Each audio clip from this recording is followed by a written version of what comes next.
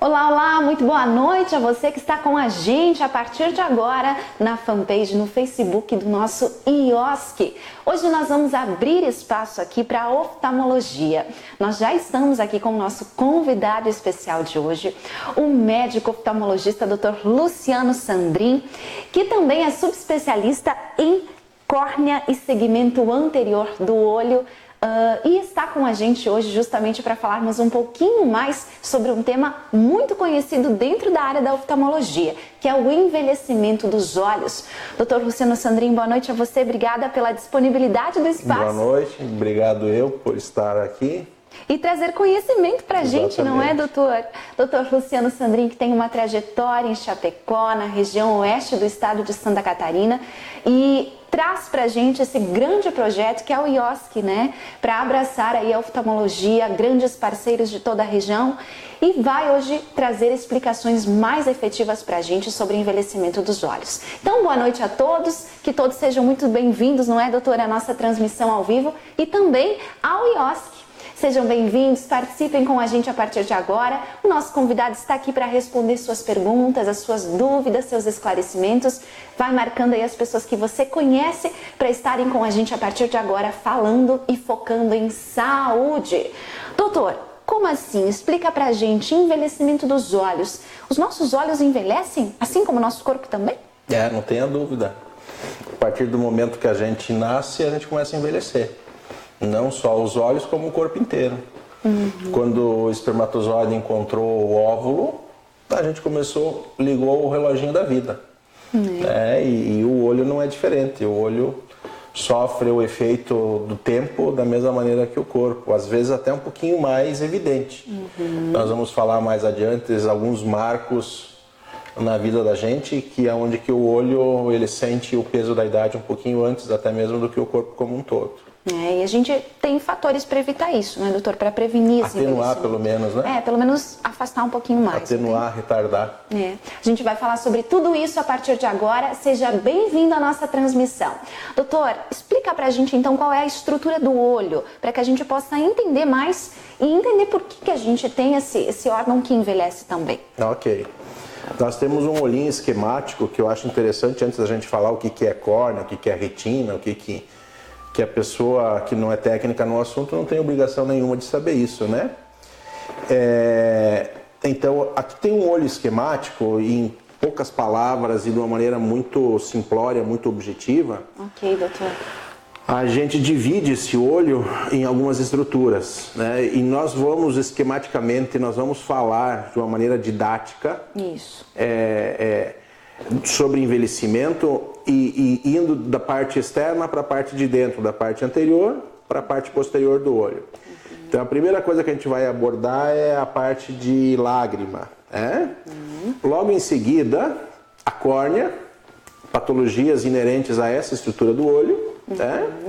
Depois aqui dentro, para vocês entenderem, atrás da córnea tem um buraquinho, que é a pupila. Atrás da pupila nós temos uma outra lente, que é essa pecinha aqui chamada cristalino. E depois nós vamos também abordar alguma coisa relacionada à parte de retina e à parte do nervo óptico. Então só para a gente recapitular, a lágrima que envolve tudo isso aqui, que é fundamental. A lágrima, a gente diz que a lágrima está para os olhos como o sangue está para o corpo. Nossa. A lágrima é importantíssima para o bom funcionamento do olho. A córnea, cristalino, retina e nervo óptico. Então são basicamente 5 tópicos, 5 sistemas que a gente vai abordar. Toda essa estrutura está interligada, não é, doutor? E quando ela envelhece junta? Algumas antes, outras depois. Biologicamente tem umas que têm mais resistência à idade, outras menos. A córnea, por exemplo, comparada ao cristalino, a córnea envelhece muito mais tarde que o cristalino. Muito bem. Doutor, o que começa envelhecendo então? É justamente essa parte da córnea. todas as estruturas, a gente não pode, mesmo do aspecto didático, separar isso, porque as coisas começam de uma maneira juntas e progressiva. Só que tem algumas estruturas, por exemplo, assim, ó, se nós começarmos falando sobre o sistema lacrimal, a gente vai obrigatoriamente lembrar de uma coisa chamada olho seco. O sistema lacrimal sofre uma influência direta, principalmente em mulheres, de fatores hormonais. A partir dos 45, 50 anos, principalmente o marco, a menopausa para as mulheres, elas vêm acompanhadas de uma série de alterações hormonais e alterações que se tornam sensíveis ao sistema lacrimal. Então, muito frequente depois dos 50 anos, principalmente no nosso mundo moderno, onde a gente está rodeado de climatizadores, a umidade atmosférica baixa, computadores, invariavelmente a gente vai sentir em alguma fase da vida sensação de ardência, de olhos vermelhos, de embaçamento visual. E muitas vezes quem está por trás disso são fatores próprios da natureza humana, da mesma maneira que a salivação diminui, a digestão diminui com a idade, não é diferente com os olhos. Depois de uma determinada idade a gente percebe isso nitidamente, principalmente em ambientes climatizados e em frente ao computador. Os olhos ficam secos então, doutor? A nítida sensação que tem ardência, que está seco, parece que tem um ventilador ligado contra os olhos sem você estar piscando. Isso é um sinal então de envelhecimento na questão lacrimal? Daria para dizer que sim, né? Daria para dizer que sim. Muito bem. A característica, a não ser que tenha pessoas jovens com doenças de autoimunidade que afetam a glândula lacrimal, a maior parte das pessoas que sofrem de olho seco tem uma certa idade. Geralmente é depois dos 45, 50 anos. E o olho seco, mais na mulher do que no homem. Mais na mulher do que no homem. Ele já é uma doença ocular, não é? É uma síndrome clínica, não deixa de ser uma doença ocular. Muito bem, doutor. Esperada para a idade, poderíamos dizer, né? Da mesma maneira que o desgaste do joelho, ele vem com a idade, não tem como evitar, né? Essa questão também, né? Então, e aí existe N coisas para a gente evitar isso, né? Se tu tá ao ar livre, usar um anteparo, um óculos de sol que diminui a evaporação da lágrima, né? Existem lágrimas artificiais que funcionam muito bem. Cada vez mais as lágrimas estão um poder maior de lubrificação e menor de evaporação, ou seja, você pinga uma gota e aquela gota funciona por 2, 3, 4 horas. Vai produzindo lágrimas, vai ajudando ao olho a... Não que ela produza, mas ela tenta fazer o papel da lágrima natural, da lágrima humana. Muito bem. E tem alguns casos, inclusive, que a gente tem que fazer abordagens cirúrgicas, onde a gente fecha o ralozinho do olho, tem os pontinhos lacrimais que dá pra gente abordar cirurgicamente. Então, como o ralo está entupidinho, a lágrima fica mais parada no olho, né? Enfim. E dentro dessa questão desse envelhecimento, doutor, além dessa estrutura lacrimal, nesse sistema lacrimal que a gente fala, qual outra parte do corpo também, da parte da estrutura do olho, provoca sinais de envelhecimento? As córneas também, doutor? Então, a córnea tem algumas... Só que, como nós estávamos comentando antes da nossa entrevista, a córnea tem uma idade biológica, ela aguenta mais o esticar da idade, né? Mas tem algumas naturezas em particulares que essa estrutura perde a transparência com o passar do tempo. São distrofias corneanas, né? Só que isso aí não é uma coisa tão significativa em relação a outras estruturas, né? Mas existe sim, né? Patologias que acabam afetando essa primeira lente do olho, né? Ao ponto de às vezes ter que fazer um transplante de córnea, um transplante endotelial, né? Mais parte cirúrgica, alguma coisa assim. Também, né, doutor? Muito bem. Mas não é uma coisa tão significativa do aspecto populacional, aí a pessoa tem que ter uma genética pouco privilegiada para acontecer essas coisas. Tem que ter uma hereditariedade para doenças corneanas. Senão a pessoa vive até 90, 100 anos e a córnea está lá tranquila, fazendo o papel fisiológico dela. Então incomoda, de certa forma, poucas pessoas. A córnea, sim, com a idade geralmente sim. Com a idade, muito bem. E dentro do envelhecimento do olho, nós estamos aqui com o Dr. Luciano Sandrin, com muita experiência, estruturando para a gente melhor o que é o nosso olho, na verdade, e o porquê que ele envelhece, não é? Já falamos das lágrimas, ele já mostrou para a gente esse sistema lacrimal, já falamos então da questão das córneas, e agora, doutor, o que essa estrutura também nos completa? Naquele esquema que nós programamos para falar, saindo da córnea a gente tem uma pecinha, essa sim a gente pode falar bastante sobre o envelhecimento, que é o cristalino. Né? Vamos verificar, acompanha qual que é o papel, para que o cristalino foi feito pela mãe natureza? É a segunda lente intraocular. A córnea, a primeira lente, é uma córnea, ela não tem mudança de foco. Ela é rígida e ela não tem o zoom automático que o olho precisaria. Já o cristalino ele é feito a estrutura dele tem uma cápsula por fora, como se fosse um saquinho plástico, e dentro é cheio de proteínas. Ok, doutor. E esse saco, essa cápsula cheia de proteínas, ela é interligada a estruturas musculares. Conforme o cérebro precisa, esse cristalino ele acaba ficando mais barrigudo, menos barrigudo, mais largo, o comprimento antero-posterior dele, e se acerta com a necessidade do foco da visão.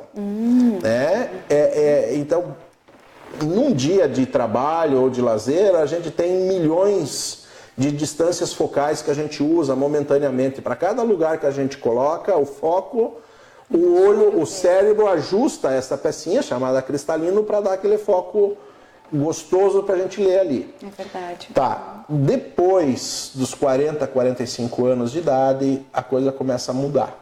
A primeira coisa, a primeira sensação que a gente está envelhecendo é uma coisa que a maior parte das pessoas que começam a sentir isso não tem como não ficar um pouco deprimido.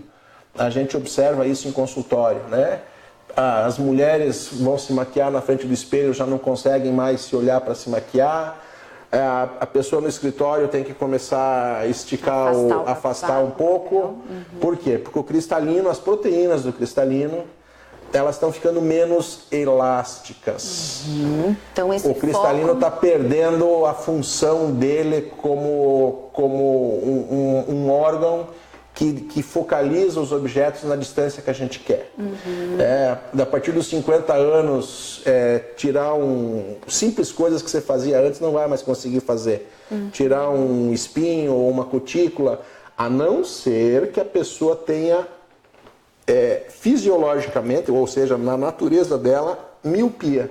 Então o míope tem o foco regulado para perto, mas também não é nenhuma vantagem ser míope, porque daí ele enxerga de perto, mas não vai ver de longe. Então tem algumas pegadinhas da mãe natureza aí que a pessoa está velha e enxerga de perto. Enxerga de perto porque é míope, não é porque o cristalino está funcionando. Olha só, doutor, olha só. Então, doutor, abre os nossos olhos, né, em relação à idade da nossa visão. Então, a partir realmente dos 40, 45 anos, doutor, é normal que a gente possa ter esses defeitos, esperado esses defeitos de visão. A regra seria a gente encontrar alguma dificuldade visual para perto após os 45 anos. E da mesma maneira que essas proteínas começaram a ficar elásticas a partir dos 45 e entra o óculos para perto, a partir dos 50, 55 anos o grau começa a mudar. E a sensação aos pouquinhos é que o óculos está sujo, que o óculos está embaçado. As pessoas entre 55 e 60 anos de idade, elas começam de uma maneira quase que inconsciente, tira o óculos, limpa as lentes, coloca, parece que melhorou e não melhorou. Daí meia hora, 1 hora, 2 horas, está a pessoa tirando o óculos e limpando. O que isso significa do aspecto técnico? Significa que aquelas proteínas que primeiro elas diminuíram a elasticidade, depois elas começaram a aumentar a densidade, elas ficaram menos aquosas e com mais substância sólida, aumentou a densidade, começa a mudar o óculos. Agora essas proteínas elas começam a ficar menos transparentes. Olha, doutor. Então essas proteínas que ficaram menos transparentes, ela dá a sensação de embaçamento, de diminuição do contraste. E toda a luz, se a gente conseguir focalizar aqui um pouquinho, vamos mostrar. Toda a luz que passa pela córnea, através da pupila, passa pelo cristalino, toda luz, toda imagem, a forma visual, ela tem que focalizar num pontinho específico da retina chamada mácula. Esse ponto aqui é que sofre a energia luminosa que vem de fora, ela acaba tendo uma absorção nessa pecinha e desfoca lá atrás. Muito bem. A sensação nítida de falta de contraste que a gente chama. E essa fase geralmente é a fase que a gente começa a fazer o diagnóstico de catarata, perto dos 60 anos. E aí, lógico que cada natureza é uma natureza própria. Tem pessoas, hoje em dia a indicação da cirurgia da catarata, a catarata não tem tratamento clínico, é só cirúrgico. A indicação da cirurgia depende muito da atividade e do índice, do critério de exigência da pessoa.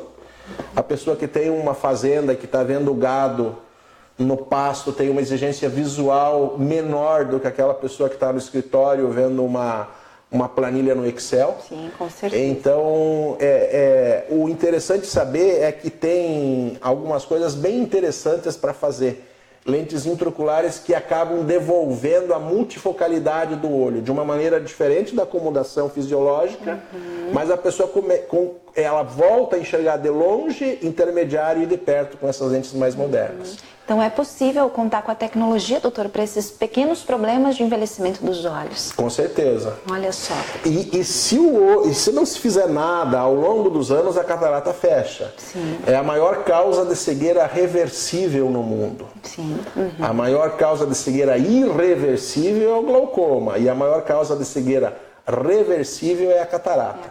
E é uma das cirurgias mais efetuadas no mundo, né? E uma das cirurgias mais prazerosas para o paciente fazer, porque ele reabilita a visão dele.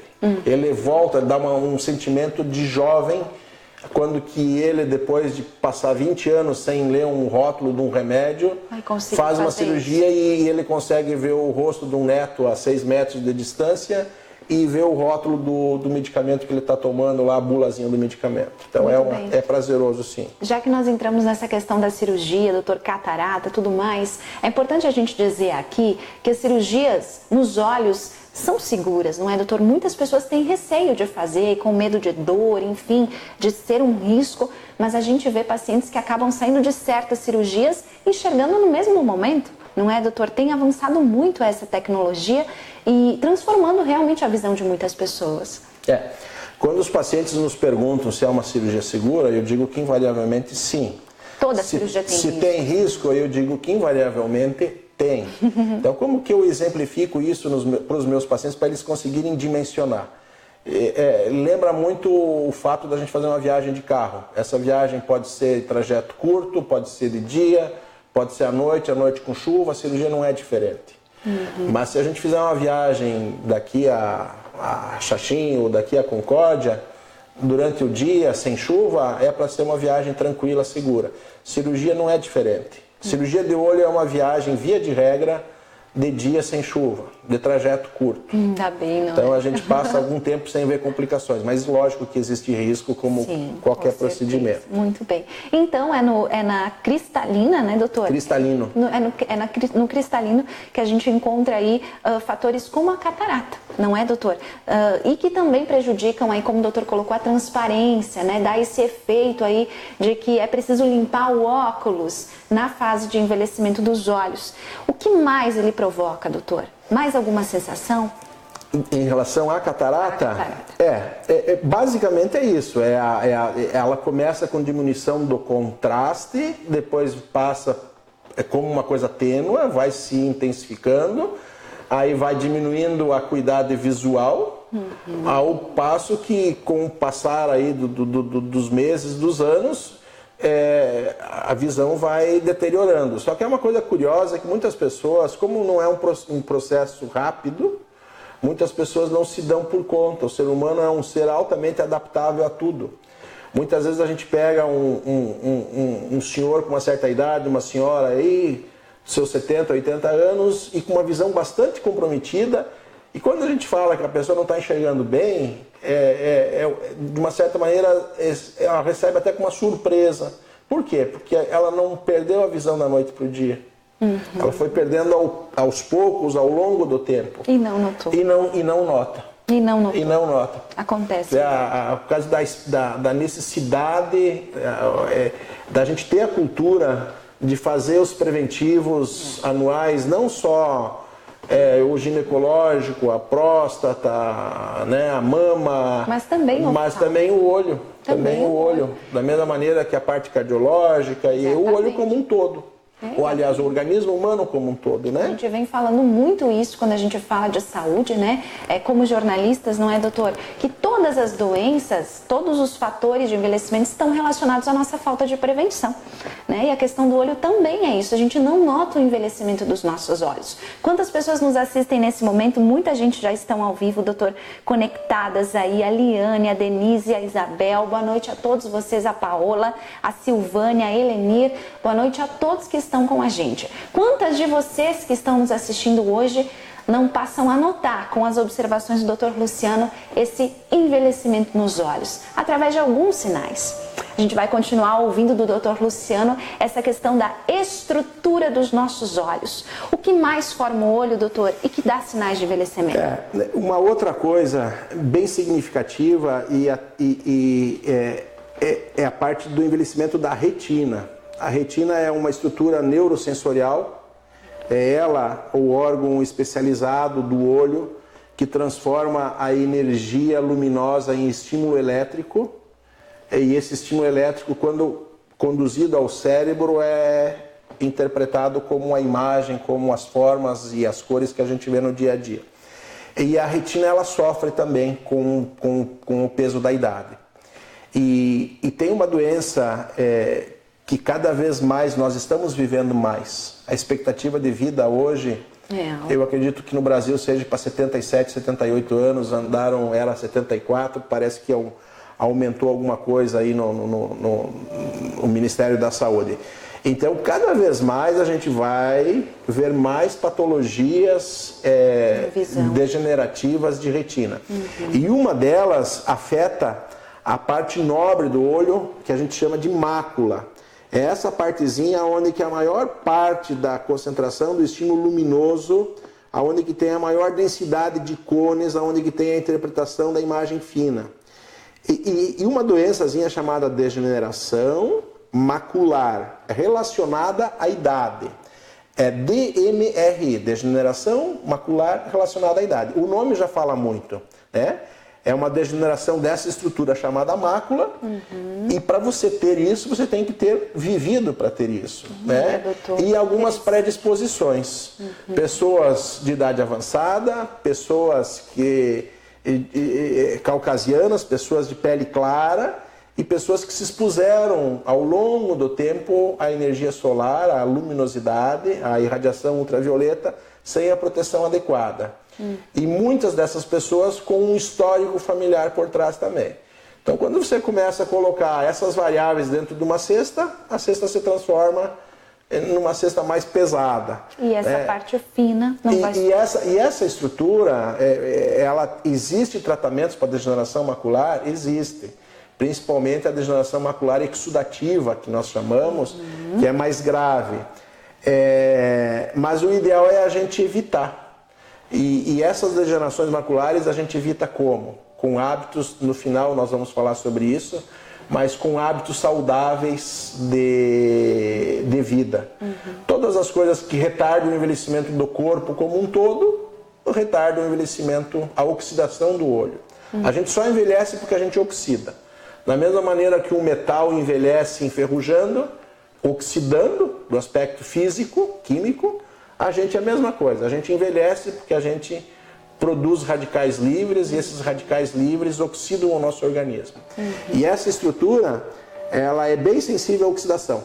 Tanto é que tem um trabalho norte-americano chamado Arendt que preconiza o uso de medicamentos antioxidantes para isso. Olha, doutor.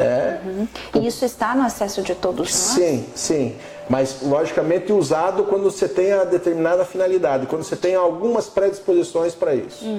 Muito bem. Doutor, só uma pergunta em relação ainda a essa parte do olho. Uma vez o problema aparecendo, né? Aconteceu esse problema. Há como reverter? Há como tratar? Se for no início, a gente tem como evitar outras complicações mais graves e como diminuir a velocidade de evolução da doença. Então existe sim, existe. O paciente consegue, como oftalmo e como paciente, vocês conseguem trabalhar nisso? Existe, então vamos de novo. Tem determinadas fases da doença que você não tem muita coisa para fazer. Mas até chegar lá tem N coisas para serem feitas. Que são essas ações de prevenção que vão exatamente. retardar. Muito bem. Tem inclusive algumas injeçõezinhas que se faz, que são mais o pessoal, os colegas da retina que fazem, que são injeções intraoculares com uma agulha extremamente fina. A pessoa não percebe a espetadinha no olho. E são injeções que diminuem o processo inflamatório nessa região, que é indicado na degeneração macular exudativa, que é a mais grave delas. Então, existe bastante prevenção, sim, em relação a isso. Muito bem, doutor. Temos também uma outra parte do nosso olho, não é? Que também deixa os oftalmos em alerta quando o assunto é envelhecimento. O que é, doutor? Em relação, eu acho que ainda antes de nós entrarmos no nervo óptico, o diabetes. O diabetes é uma doença característica dos tempos modernos. Cada vez mais o ser humano ele tem que fazer menos atividade física para obter o seu alimento. E produtos industrializados, produtos fáceis de serem adquiridos. O acesso, o fast food, enlatados e a obesidade que vem junto com isso tudo, o sedentarismo, o estresse. E junto com isso vem o quê? Vem o diabetes mellitus. O percentual de diabetes tem aumentado bastante. E o diabetes é uma doença que tem alguns órgãos-alvo. E um deles é o olho. O diabetes ele tem uma predisposição bastante grande por órgãos que têm um aporte sanguíneo bastante alto.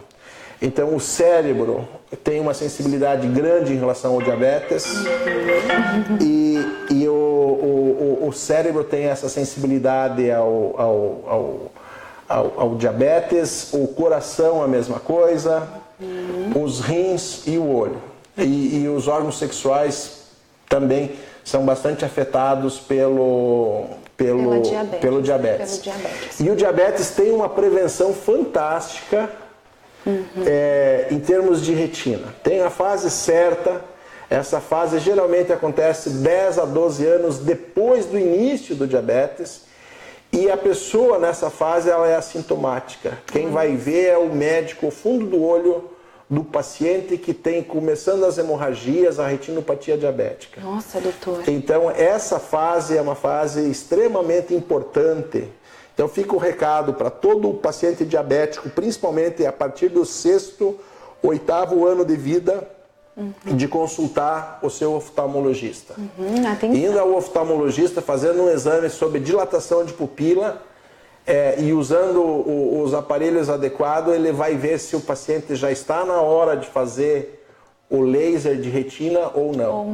Isso é importantíssimo para quem está nos ouvindo e que tem diabetes e que o diabetes é acima de 6, 8 anos de evolução, principalmente se o diabetes não é controlado, um diabetes acima de 150, de 200 miligramas de glicemia, é importante essa visita anual.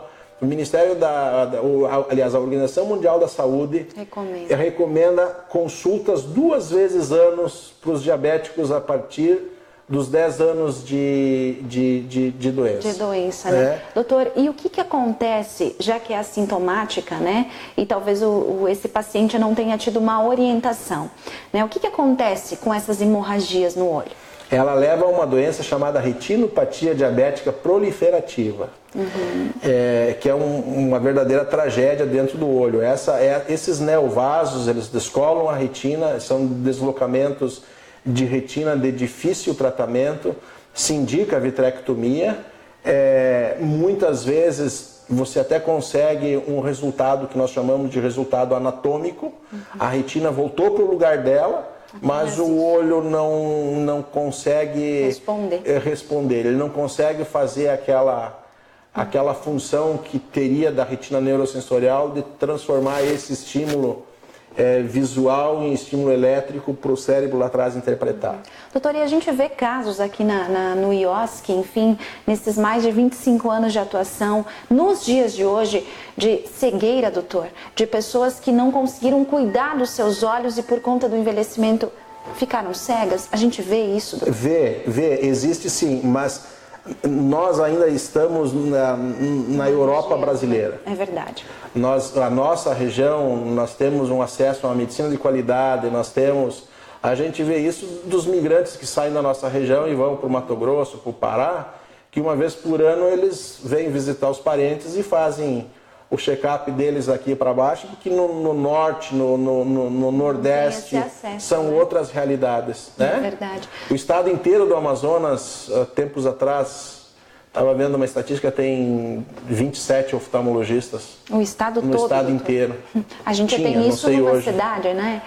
Então, para vocês verem como que existe essa má distribuição da medicina. Né? Todos deveriam ter acesso então, a a gente pega pessoas que não fazem a prevenção, com doenças, que agora nós vamos falar sobre o glaucoma.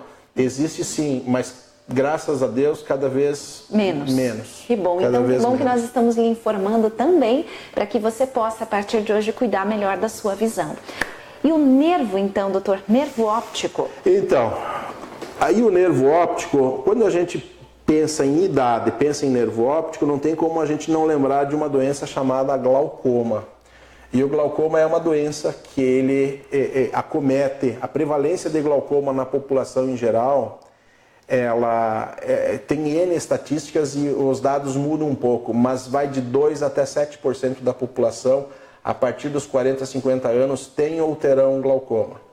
E é uma doença que ela afeta mais pessoas a partir dos 50 anos, com um histórico familiar positivo, e pessoas da raça negra, elas têm até 5 a 7 vezes mais glaucoma do que as pessoas de pele clara, os caucasianos.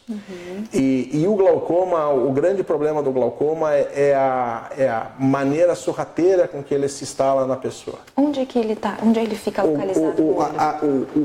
O glaucoma nada mais é do que a morte progressiva das fibras do nervo óptico. Então, o que representa isso para o paciente em fases iniciais? O paciente não vai perceber nada. O glaucoma ele tem como característica a diminuição muito lenta do campo de visão periférico. Então, da mesma maneira que eu olhando para a câmera e balançando as minhas mãos aqui, eu percebo que as mãos estão balançando nos dois lados. Pessoa que tem glaucoma não percebe isso. Né? E ninguém com sensatez vai ficar diariamente ou mensalmente balançando as mãos para saber se tem. Né? É verdade. Então ninguém se dá por conta disso. E muitas vezes os familiares do paciente com glaucoma observam que a pessoa passou ao lado de um familiar e não percebeu, começa a se bater em portas e a pessoa acha que aquilo é normal. Olha só, olha que dica importante. E quando vem ao oftalmologista, nunca passou no oftalmologista, nunca viu a pressão do olho. O principal fator de risco para o glaucoma é o aumento da pressão do olho. Então, é obrigação ética, técnica e ética de todo médico oftalmologista, principalmente depois dos 45, 50 anos, não perder a oportunidade de, quando está na frente de um paciente para fazer uma receita de um óculos, não perder a oportunidade nobre que esse profissional está tendo de medir a pressão intraocular e de dar uma olhada na cabeça do nervo óptico, para ver se não tem o que a gente chama de escavação de nervo óptico, que nada mais é do que uma parte central do nervo deprimida. né? É um exame fácil de fazer, indolor e rápido. É feito num biomicroscópio que nós chamamos. Então já vamos responder essa pergunta aqui da Aline Plácido Pinheiro, que diz o seguinte: existe prevenção para o glaucoma? Talvez nesse momento, doutor, já seja uma atitude de prevenção, de verificação, não é? Não tenha dúvida. A ida regular, você não dá para fazer essas idas depois dos 50 anos a cada ano, que pelo menos seja feita a cada 2 anos, a cada 3 anos no máximo. Mas quem tem genética familiar positiva para glaucoma tem uma chance estatística até 10 vezes maior do que a população em geral de ser acometido por glaucoma. Então, pessoas com uma certa idade, com genética positiva para glaucoma, ela tem obrigação de visitar o seu oftalmologista no mínimo a cada ano, a cada 2 anos. Verificar a pressão e verificar a cabecinha do nervo óptico. E aí, lógico, se o oftalmologista viu que tem alguma coisa nesse nervo, é como eu falo para os meus pacientes, às vezes a luz amarela acende em termos disso aí. Então aí a gente tem tomografias específicas para mapear a espessura de fibras do nervo, a gente tem fotografias em 3 dimensões do nervo óptico e a gente tem campo de visão. O campo de visão, ele é uma ferramenta extremamente útil no acompanhamento do glaucoma. Uma vez diagnosticado, a gente tem que diminuir os fatores de risco. A primeira coisa a ser lembrado é diminuir a pressão do olho. E isso se faz, na imensa maioria das vezes, o tratamento com gotas de colírio. Olha só. Uma coisa de, assim, às vezes uma gota ao deitar, ou às vezes uma gota de manhã e uma ao deitar. Já vai diminuir a pressão do olho. Diminuindo a pressão do olho, a imensa maioria dos glaucomas diminui a progressão. Nossa, é tão simples, não é? E existem alguns raros, daí já não é tão frequente, o glaucoma de pressão normal.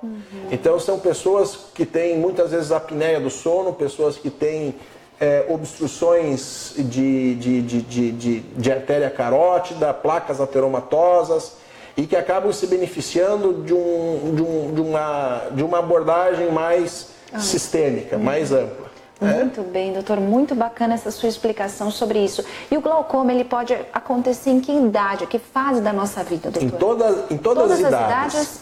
Existe o glaucoma congênito, né, que a criança nasce com um olho grande, mas isso são as exceções. Sim. A gente passa na clínica da gente, como eu não me dedico especificamente ao glaucoma, às vezes a gente passa um ano e meio sem pegar um glaucoma congênito.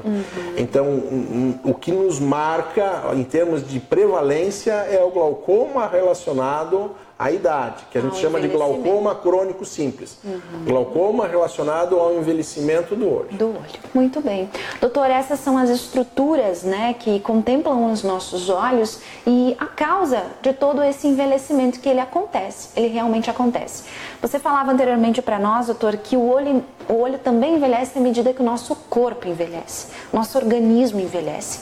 Desde que nós nascemos, né, a gente até perguntava para você anteriormente, para o nosso médico, como que é a visão de uma criança, né? A visão de uma criança é perfeita e o doutor explicava para mim que a visão se forma, não é, doutor? Então, ela envelhece sim a partir do momento que a gente é formado. E o nosso corpo também, né, doutor? Há essa ligação. Então, tudo que acometeu o envelhecimento do nosso corpo também acomete ao envelhecimento dos nossos olhos? Não tenha dúvida, não tenha dúvida. E coisas que aceleram, por exemplo, assim, nós não falamos, eu deixei para o final para a gente falar alguma coisa em coisas que a gente puxa a enxada no pé, que a gente não deveria nunca fazer e a gente faz. Sim. E coisas que a gente deveria fazer e que não faz. Então, uma delas, se a gente pensar assim, em termos de envelhecimento, não só do olho, como envelhecimento sistêmico, não tem como a gente não lembrar do cigarro. É a principal causa evitável de envelhecimento no mundo. É a principal, vamos de novo, é a principal causa evitável de se envelhecer no mundo. É o cigarro, é fumar. Se a gente não fuma, a gente consegue estatisticamente viver 10 anos a mais com mais qualidade. Eu ia justamente fazer. A pessoa pode morrer com 90 anos fumando, mas se não estivesse fumando, estatisticamente, isso é provado que viveria até os 100 anos com a mesma qualidade de vida. E nunca é tarde para parar, não é, doutor? Não tenha dúvida. O alcoolismo, cigarro a menos já faz diferença. O cigarro, ele é campeão para oxidar tudo no organismo. Lembra que nós comentamos anteriormente que envelhecimento é oxidação. É oxidar. Da mesma maneira que o ferro lá fora, ele enferruja e fica velho porque enferrujou, o organismo humano é uma máquina que tem combustão, que tem envelhecimento, que tem radicais livres. A bioquímica do corpo humano não é parecida do que a bioquímica de uma máquina.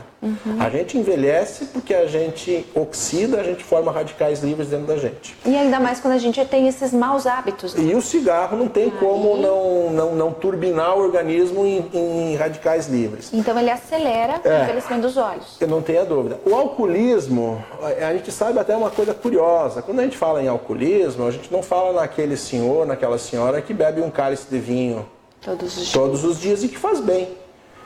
Quando a gente fala em alcoolismo, a gente lembra daquela pessoa dependente do álcool e geralmente os alcoólatras, eles procuram a satisfação no destilado. A imensa maioria dos alcoólatras, eles consomem destilado, uísque, cachaça, vodka e isso é outro fator de envelhecimento do sistema ocular, não tenha dúvida disso.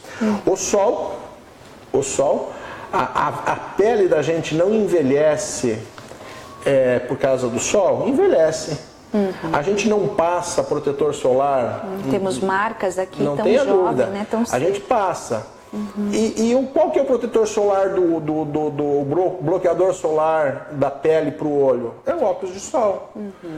Cada vez mais o sol está mais forte, mais lesivo. A camada de ozônio, o sol de hoje é mais cancerinogênico para a pele do que o sol de 40, 50, 100 anos atrás. E a pessoa, a gente não pode esquecer que a gente está vivendo mais. Então o cuidado com o sol é de suma importância. Nós mencionamos também no diabetes antes. Se a gente consegue ter hábitos adequados de alimentação, de esporte, a incidência do diabetes diminui. E, consequentemente, o envelhecimento do organismo diminui também. Obesidade, que vem junto com o diabetes, caminha ao lado, não é? Caminha ao lado, por causa disso que está aumentando a população de diabéticos no mundo, porque está aumentando a população de pessoas obesas, Que causa envelhecimento, sim, e traz tantos outros males aí, a obesidade, tantas doenças associadas, não é? Uma associada à outra por conta da obesidade. Acreditamos que a obesidade aí é um dos principais fatores de todas as doenças que existem, não é, doutor? E nos olhos, a gente tem mais uma prova de que é também. Continuando nessa linha,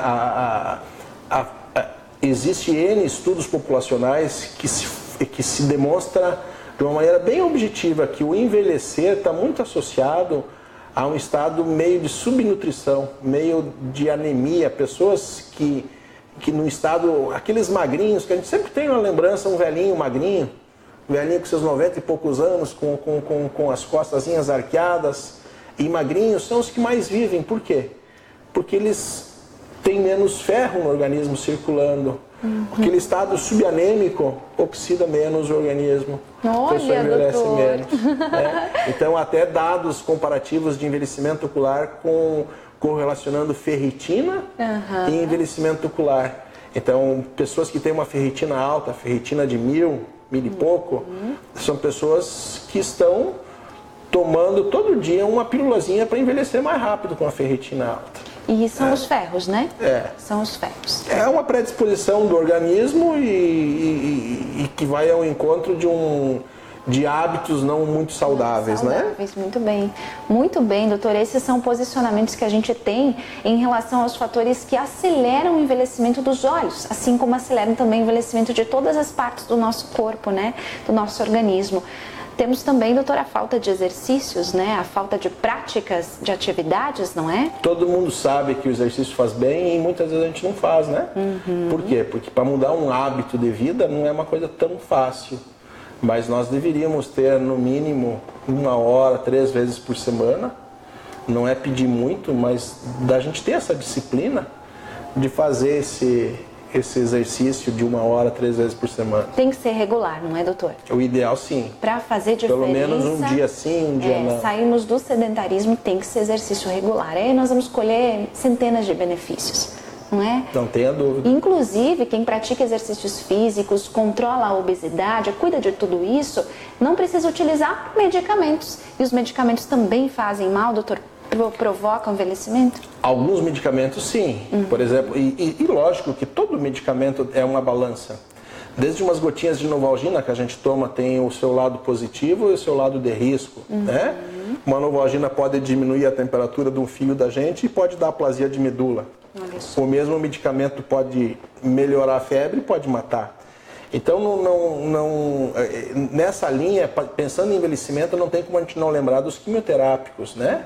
A quimioterapia que te salva do câncer, ela é não tem como não ter os seus efeitos colaterais, mas é o preço da escolha nessa hora. Corticoide, em termos de catarata e de glaucoma, existe um glaucoma específico chamado de glaucoma cortisônico.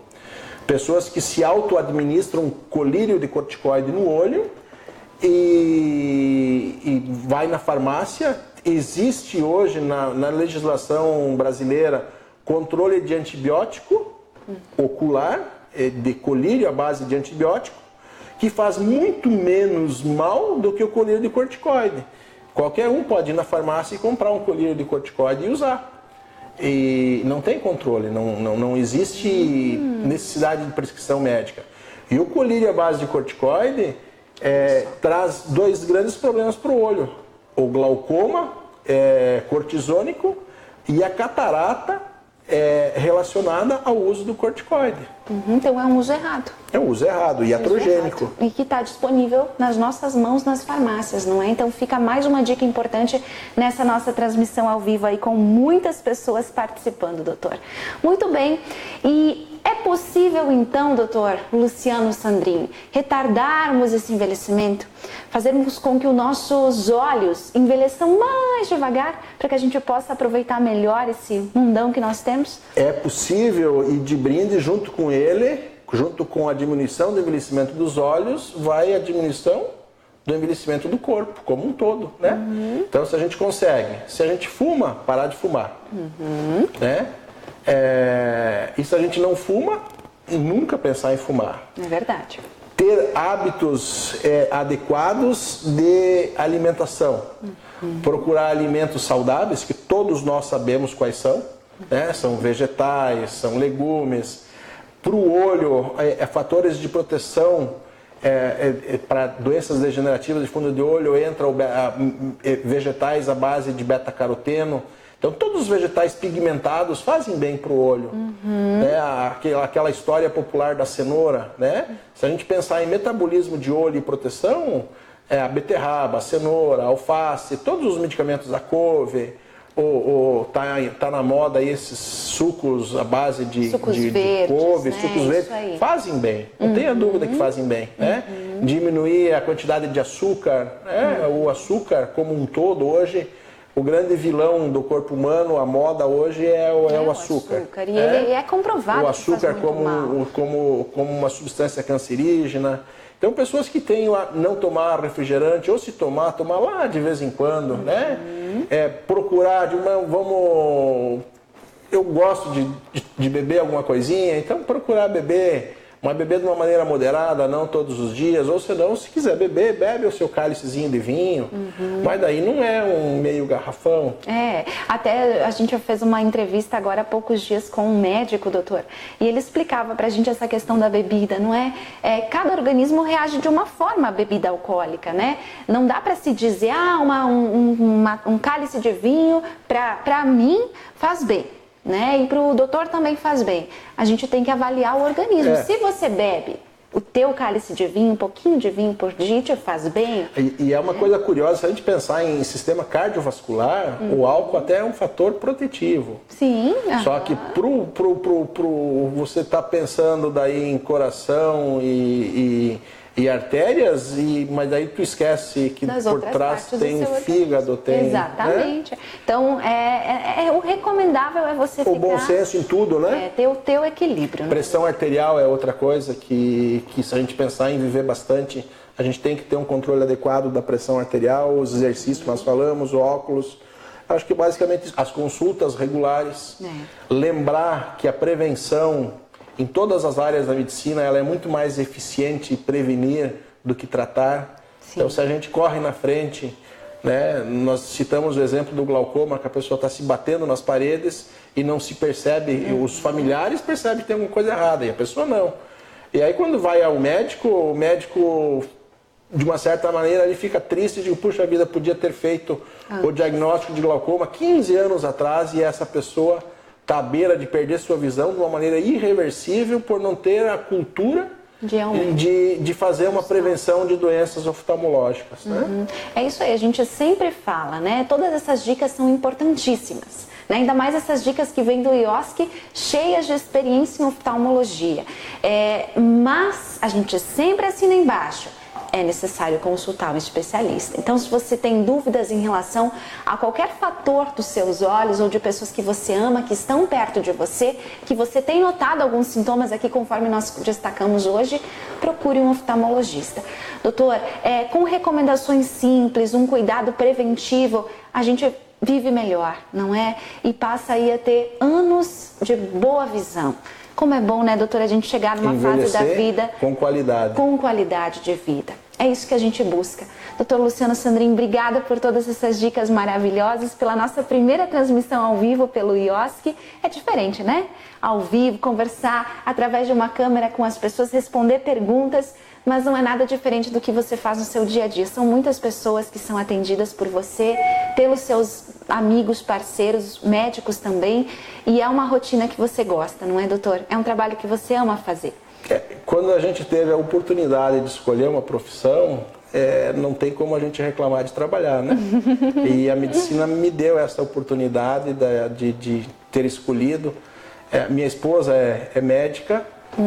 Tenho 4 filhos, os 4, uma está no 5º ano de medicina, o outro está começando, o outro está fazendo cursinho pensando em medicina também, e a pequena de 15 anos também pensa em fazer medicina. Então eu acho que essa paixão a gente conseguiu multiplicar no ambiente familiar. Muito bem. Daqui a algumas semanas você também vai ver aqui ao vivo, através do IOSC, alguns parceiros, né? Parceiros oftalmologistas em outras sub-áreas, não é, doutor? Que vão abrir a nossa visão sobre outras áreas dos nossos olhos, cuidados e muito mais. Doutor Luciano, boa noite a você. Obrigada pela entrevista. Eu que agradeço. Muito bem. E boa noite a você de casa que esteve conosco nesse tempinho, passou pela nossa fanpage do IOSC. Muita gente conectada. Obrigada a todos que estiveram com a gente, parabenizando, elogiando. Temos muitos comentários, também comentários aí que nos trazem algumas perguntas. Todas a gente vai respondendo no decorrer das próximas horas. Boa noite a você, a gente fica por aqui. IOSC diretamente de Chapecó para todo o estado de Santa Catarina e também para pessoas aí de todos os estados do Brasil. Boa noite a você de casa, voltamos em breve. Até lá.